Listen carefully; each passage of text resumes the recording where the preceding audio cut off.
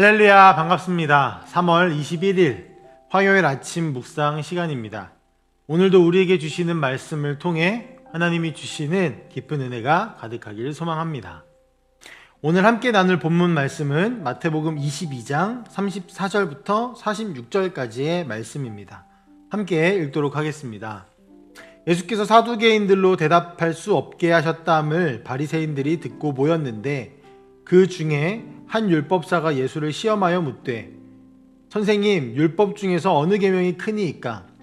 예수께서 이르시되 내 마음을 다하고 목숨을 다하고 뜻을 다하여 주 너의 하나님을 사랑하라 하셨으니 이것이 크고 첫째 되는 계명이요 둘째도 그와 같으니 내 이웃을 내 자신같이 사랑하라 하셨으니 이 두 계명이 온 율법과 선지자의 강령이니라. 바리새인들이 모였을 때에 예수께서 그들에게 물으시되 너희는 그리스도에 대하여 어떻게 생각하느냐? 누구의 자손이냐? 대답하되 다윗의 자손이니이다. 이르시되 그러면 다윗이 성령에 감동되어 어찌 그리스도를 주라 칭하여 말하되 주께서 내 주께 이르시되 내가 내 원수를 내 발 아래에 둘 때까지 내 우편에 앉아 있으라 하셨도다 하였느냐? 다윗이 그리스도를 주라 칭하였은즉 어찌 그의 자손이 되겠느냐 하시니 한마디도 능히 대답하는 자가 없고 그날부터 감히 그에게 묻는 자도 없더라. 아멘. 어제 나눈 말씀 중에 예수님은 사두개인들과 부활에 대한 논쟁을 하셨습니다. 그리고 그 결과는 예수님의 완승이었죠. 그 소식을 들은 또 다른 종교 지도자인 바리새인들이 예수님을 찾아왔습니다. 사두개인과 바리새인은 서로 신학과 가치가 달라서 대립을 이뤘지만 지금 그들은 공동의 적이신 예수님 앞에 한 편을 이루고 있습니다. 바리새인들은 자신들이 가장 자신 있는 율법에 대해 질문을 합니다. 율법 중 어느 것이 가장 큽니까? 라는 질문은 자신들은 모든 율법을 다 알고 있고 지키고 있을 만큼 율법을 잘 아는데 당신은 얼마나 알고 있습니까? 라는 의미입니다.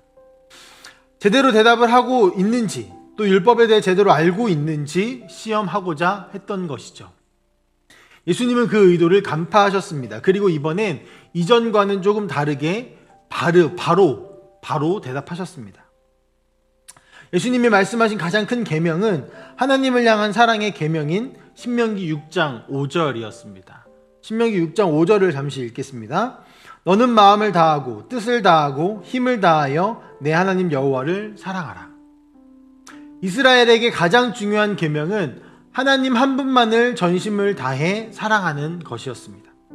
예수님이 말씀하신 마음과 목숨과 뜻은 자신을 모두 하나님께 드리는 사랑을 의미합니다. 이것은 단순히 신에 대한 복종으로서의 사랑이 아닙니다. 예수님 당시 로마에는 수많은 하나님, 즉 여러 신들이 있었는데요. 예수님의 말씀에는 명확한 대상이 언급되어 있습니다. 바로 주 너의 하나님이죠. 예수님이 말씀하신 너의 하나님은 생명의 언약 속에서 이스라엘과 인격적인 관계를 맺으신 유일한 사랑의 대상이 되시는 하나님이십니다. 예수님은 이러한 하나님을 사랑하는 것이 가장 크고 첫째 되는 계명이라고 하십니다. 여기서 가장 큰 계명이라는 이 말은 가장 무겁고 엄중하며 모든 것의 시작이자 근간이라는 것이죠.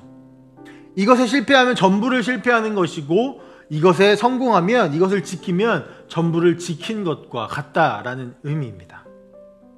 하나님을 사랑하는 것, 신앙생활에 있어 당연하다고 우리는 생각하지만 우리가 생각하는 것 이상으로 크고 중요함을 이 본문을 통해서 깨달으시기를 바랍니다. 하나님을 사랑하는 것은 신앙생활의 시작일 뿐만 아니라 전부입니다. 용서를 하는 것도, 우리가 변화된 삶을 살아가는 것도, 성화를 이루어가는 것도, 누군가를 사랑하는 것도 모두 하나님을 사랑하는 것에서부터 시작되고 그것으로 인하여서 완성되어져 가기 때문입니다. 신명기에 적혀 있고 예수님이 말씀하신 것은 단순히 하나님을 사랑한다고 고백하는 정도의 의미가 아니죠.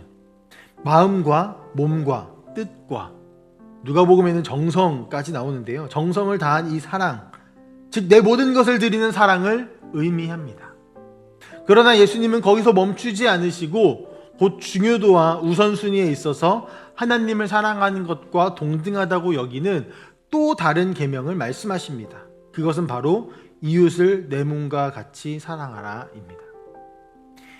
이 계명은 신명기 19장 18절을 인용하신 것인데 산상수훈을 통해서 예수님은 자세히 가르쳐 주셨습니다.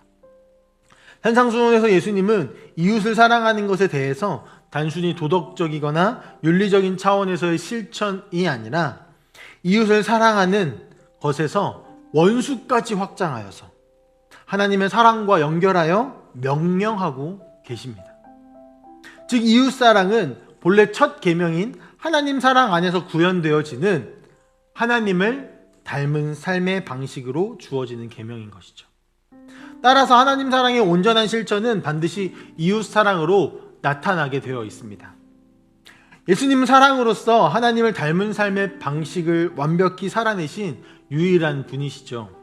그렇기 때문에 우리의 선생이 되시며 또 우리의 모델이 되시는 것입니다.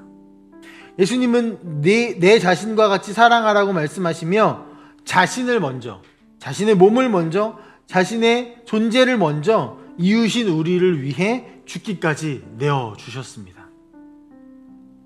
원수인 우리를 위해 아들의 생명까지 내어주신 하나님의 사랑과 아버지의 뜻에 따라 자신의 생명을 기꺼이 내어주신 아들 예수의 사랑이 천국 백성의 이웃사랑의 본질이자 방식입니다. 그리고 세상은 우리를 통해 하나님의 사랑을 보게 됩니다. 예수님을 시험하고자 물었던 율법교사의 질문에 대답하신 예수님의 말씀, 하나님 사랑, 이웃 사랑. 이 말씀은 단순히 하나님을 사랑하고 이웃을 사랑하라 라는 정도의 도덕적인 규칙이 아님을 기억하시길 바랍니다. 성경 전체의 가르침을 단 한마디로 정의하신 하나님이신 예수 그리스도의 가르치심을 믿으시길 바랍니다. 이어지는 본문은 예수님의 이런 가르침의 권위를 드러내는 장면입니다. 예수님은 바리새인들에게 역으로 질문하고 계십니다. 너희는 그리스도를 누구의 자손이라고 생각하느냐? 라는 질문에 그들은 다윗의 자손입니다 라고 대답합니다. 사실 그들의 답은 틀린 답이 아니었습니다. 그러나 예수님은 다윗이 시편 110편 1절의 말씀을 통해 다윗이 고백했던 주께서 내 주께 이르시되 라는 예언의 말씀을 통해 그리스도를 주라고 고백하는 것을 근거로 그리스도를 다윗의 자손으로만 보는 것은 부적절하다라는 점을 강조하고 계십니다. 분명 그리스도는 혈통으로는 다윗의 자손이 맞습니다. 하지만 그가 가진 지위와 권세는 다윗을 뛰어넘는다는 것입니다. 그리고 자신을 그리스도라고 전하고 있는 예수님 자신이 바로 이 다윗을 뛰어넘는, 이스라엘에게 가장 위대한 왕이었던 이 다윗을 뛰어넘는 권위를 가진 자라는 것을 전하고 계신 것이죠. 율법교사가 자신을 드러내고 예수님을 깎아내리기 위해 시도했던 시험에서 예수님은 그 율법을 만든 자로서 가르침을 주셨고, 자신이 율법을 만든 하나님이심을 질문을 통해 드러내고 계신 것입니다. 율법을 가장 많이 아는 율법교사와 그 누구보다 종교적 열심이 뛰어났던 바리새인들, 그리고 제사를 담당했던 사두개인들을 잠재우신 하나님이신 예수 그리스도께서 지금 우리에게 말씀하십니다. 마음과 몸과 뜻을 다해 하나님을 사랑하는 것과 이웃을 내 몸과 같이 사랑하는 것이 모든 계명의 시작이며 전부이며 끝이다 라고요. 그리고 이런 삶이 하나님 나라 백성의 삶입니다. 그러나 아무리 이웃을 사랑하고 세상을 사랑하려고 해도 우리는 할 수 없습니다. 비결은 하나님을 사랑함으로 이웃을 사랑하는 것, 하나님을 사랑함으로 세상을 사랑하는 것에 있습니다.